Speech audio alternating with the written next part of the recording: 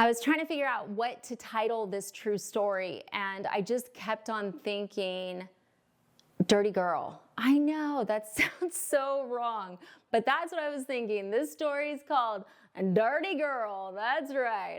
Okay, and we're going to talk about mortgages. So if you're hoping this was going another direction, wrong channel. Okay, so what happened? Now, this is a true story. I got a text from a gentleman who watches a lot of my videos, and he said, Jen, there's something wrong with my lender. I'm not sure what. Can you take a look at this? Now, if you guys watch my channel, you know myself, my team, we are happy to look at loan estimates from other lenders. We're happy to talk about what's going on.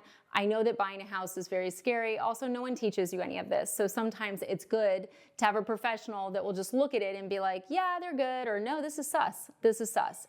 So, anyone new to the channel, I'm a mortgage lender licensed in 48 states. My team's one of the top purchase teams in America.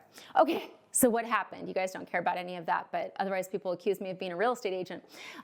Okay, so he texts me and he's like, hey, like, I'm gonna send you the loan summary and the loan estimate. Can you look at these? I'm like, sure, totally.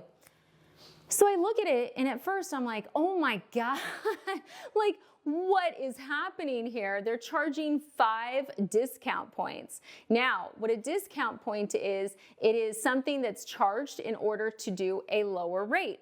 And I looked at the rate, and it was lower than the market, but holy cannoli, that was a lot of discount points to get to that rate.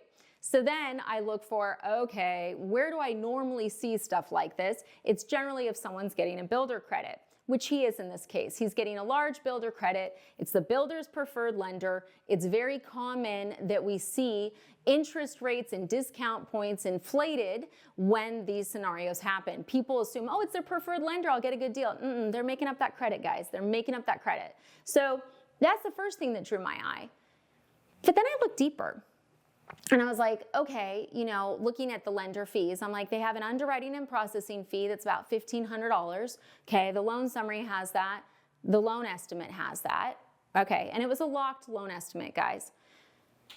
And then I looked at the locked loan estimate, and there was a $4,200 loan origination fee. And I was like, wow, that's a lot. You know, 5 points and $4,200 in loan origination. Geez, like, seriously, wow, that's a lot. And you've got processing and underwriting. My goodness, how expensive is it to close this loan? And then I looked at the loan summary, and the loan origination was not on there. That's right. There was no $4,200 fee on there. There was an estimated rate, an estimated payment. You know, there was all of that, but there was no loan origination fee. And here's what you guys need to know, because you're probably like, well, Jen, why does it matter? That was the locked loan estimate, and you're always telling us that's what matters. And it is. The locked loan estimate is the teller of truths. That's what I would call it, the teller of truths. And in this situation, you know, the locked loan estimate suddenly showed this big charge. Now, here's the thing. As a lender, if I give you a loan summary, my loan origination should be on there. Loan origination is not based on any factor of the loan. It's either a set fee or a percentage of the loan amount, and it doesn't change.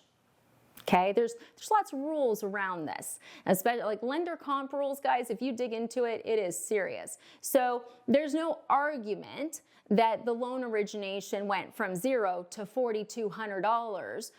There's no argument for it. Okay, what can change between the loan summary and the locked loan estimate is discount points in the rate, because until it's locked, it's not real. The loan origination, processing, underwriting, those shouldn't change. No. So I'm talking to this gentleman, and I'm like, yeah, this is not good what she did here. You need to call her out. And he's like, yeah, this isn't okay, because it made it so that, you know, on the loan summary, he was getting some of his earnest money back, but with this new loan estimate, he wasn't. Okay, well, of course not. He suddenly has a new $4,200 charge. Now, did this lender tell him about it? Nope. Did this lender give any sort of explanation or, hey, heads up, or this is why this changed? $4,000? No. He had to find it. He had to find it. That's the thing that you guys need to know. You better get your Blue's Clues, little clue set out, because what's going on with lenders right now is they're putting all of this burden on you. Because if a regulator says to them, oh, he didn't know about that. Well, I sent him a locked loan estimate. It was all there. Blue's Clues. Get your detective hat out, okay? So he emails her. And, we talk about what he should be covering in that email. And the email is very clear. It is, hey, I think there's a mistake on the locked loan estimate you sent us last night. It has this $4,200 origination fee, which I was unaware of when we made our lending decision. The loan summary didn't have an origination fee. I understand that discount points and rate are subject to change until we're locked, but the origination fee should not be. Okay? That's true. Now look, if a lender's charging 1% origination on the loan summary and the loan's higher or lower, of course that will change. But the key is, if a lender's going to charge you an origination fee, it should show up on the loan summaries they're giving you. So her response was, the numbers are all still the same. That was the response. And he's like, she's trying to call me. I'm like, don't answer. Don't answer. That's not a real answer. She didn't address anything that you asked. She's treating you like you're ignorant. And he's like, yeah, this is ridiculous. Like, he was outraged. His wife was furious. Like, it was a whole thing because, like, you're asking someone a direct question. Like, how do you respond with, it's all the same? Like, what? What world is this, right? But this is the world that we're living in with lending, because lenders know that most buyers don't have a clue, and they know that you're not going to be able to research to have a clue. So you get a dirty girl lender like that, you're going to have that sort of experience. Okay, so she's trying to call him. I say, don't answer. The builder has another preferred lender. Go talk to them. This is crazy. Like, this is disrespectful. Right. So they talk to them, and then she sends an email a day later. I talked to my pricing desk. Give me a call. And I said, don't call her. I know. You guys are like, wow, why am I not calling the lender? We're going to talk about that in a minute. And so I say, don't call. She's burning up his phone, burning up his phone, burning up his phone. Then, you know what happens? He gets a new locked loan estimate sent to him. You know what's different? That $4,200 origination fee, it's gone. That's right. It's gone. It's gone. Okay? Now you're like, well, Jen, why shouldn't he have called her? Here's the thing, guys. Whenever you're calling lenders out on their BS, you want it in writing. And sometimes people are like, oh, I'll text them. Don't text them. Email them. As a lender, right, if someone decides to do an investigation into us, like a licensing or whatever, depending on the state, it's 3 to 5 years of records that they can pull. And emails, if you work at a company, all this stuff, if I delete an email, there's an archive of it, 100%, right? That's the thing with lenders. Texting, yeah, they can call for your text messages. As a lender, you're supposed to save text messages in theory, right? But like, how, you can't take a text chain and have the same level of transparency that you do on an email. So you always want to keep this stuff to email. You don't want to get on the phone, because if a lender's trying to push you to the phone and they're not answering your question directly, it's because they're going to try to spin you a yarn. That's right. They're going to spin you a yarn. Now look, sometimes I'll have it with a client where they're asking a question. I answer the question, but they're not really understanding it. At that point, I'll want to talk to them, but it's not like this gal was dodging the question, right? It was clear what was happening. And by not calling her back, she waived the fee. Yeah. So by calling her out and then playing hard to get, he saved $4,200. Yeah. Now, look, in fairness, and well, actually kind of karma, right? We always talk about karma.